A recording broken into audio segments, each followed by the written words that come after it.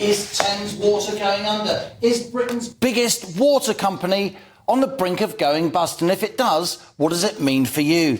Well, Thames Water was privatised back in 1989, and it covers 27% of the UK population, not just London, but to Gloucestershire in the west and all the way down to Kent in the east. Thames Water is highly indebted. It's partly owned by governments from UAE, that's the United Arab Emirates in the Middle East, and indeed the Chinese government. And since 1989, it's amassed a massive £14 billion debt pile. That compares to average revenues of around £2 billion, so about 7 times annual revenues. Thames Water is in the middle of a dash for cash. It needs at least £1 billion in fresh capital, it says. Why? Because rising interest rates and higher inflation means that the cost of servicing that debt pile is soaring.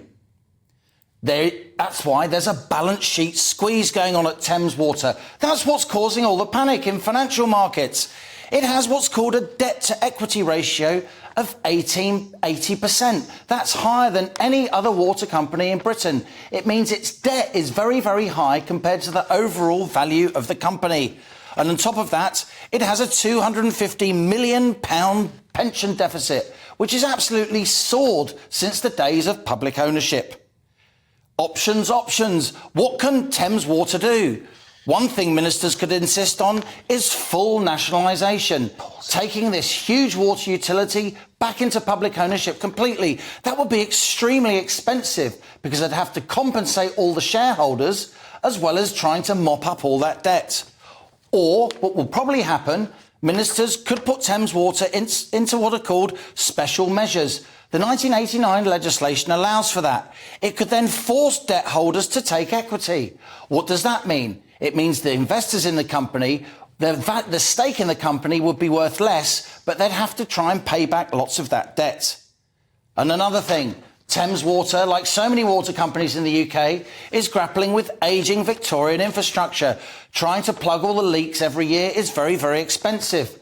At the same time, there's a raw sewage scandal with lots of so-called dirty beaches.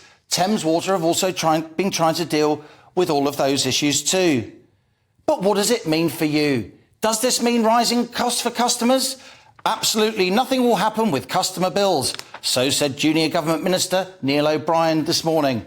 But it strikes me, if Thames Water does go under, whether as customers or taxpayers, our bills are going up.